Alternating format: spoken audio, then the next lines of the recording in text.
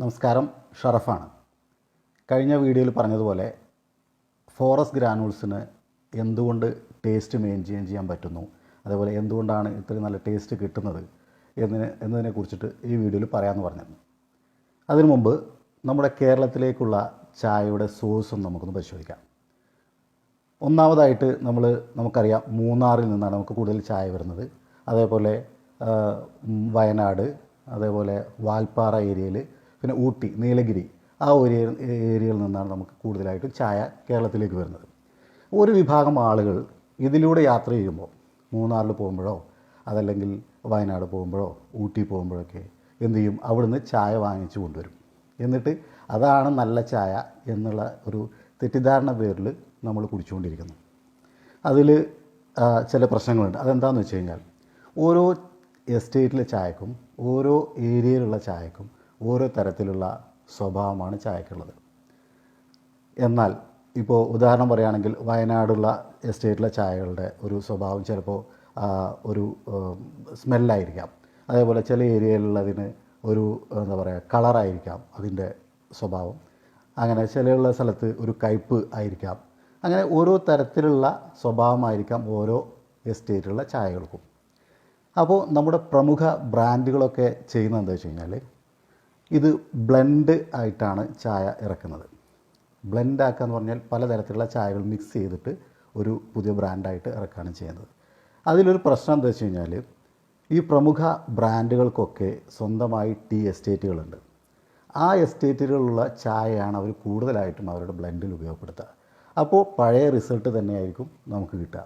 ഉദാഹരണത്തിന്, ഇപ്പോൾ ഒരു എസ്റ്റേറ്റിലുള്ള ചായക്ക് കയ്പ്പാണ് കൂടുതൽ ഡോമിനേറ്റ് ചെയ്ത് നിൽക്കുന്നതെങ്കിൽ അവരവരുടെ ചായ കൂടുതൽ ഉപയോഗിക്കുന്നതോടൊപ്പം അവരുടെ ചായയുടെ ആ ബ്രാൻഡിൻ്റെ ടേസ്റ്റ് കയ്പ്പ് ടേസ്റ്റ് ആയിരിക്കും വരിക.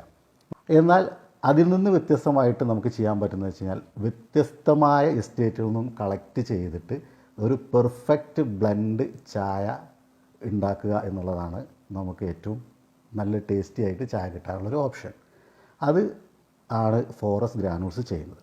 അവിടെ ഒരു പ്രത്യേകത കൂടെ ഉണ്ട്. മറ്റ് പല ബ്രാൻഡുകളും അങ്ങനെ ചെയ്യുന്നവരുണ്ട്.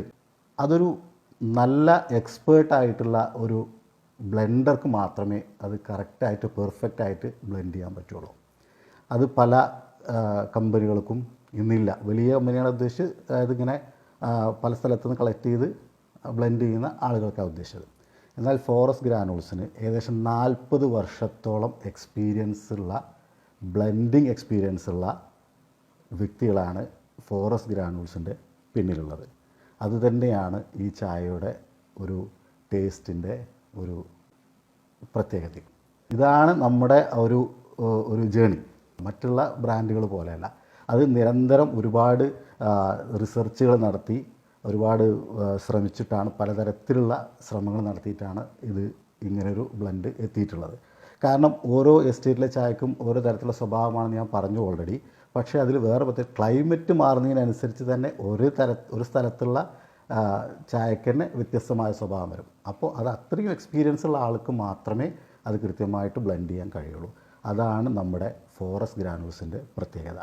സോ നിങ്ങൾ എന്തായാലും ഫോറസ്റ്റ് ഗ്രാനൂൾസിൻ്റെ ഒരു ഉപഭോക്താവുക. നിങ്ങൾ ഒരു തവണ ഉപയോഗിച്ചാൽ നിങ്ങൾക്ക് മനസ്സിലാവും. കഴിഞ്ഞ വീഡിയോ കണ്ടതിന് ശേഷം ഒരുപാട് ആളുകൾ ഓർഡർ ചെയ്തിട്ടുണ്ടായിരുന്നു. അവരുടെ അഭിപ്രായം പറ്റുകയാണെങ്കിൽ താഴെ കമൻ്റായിട്ട് പറയാം. Okay, thank you very much.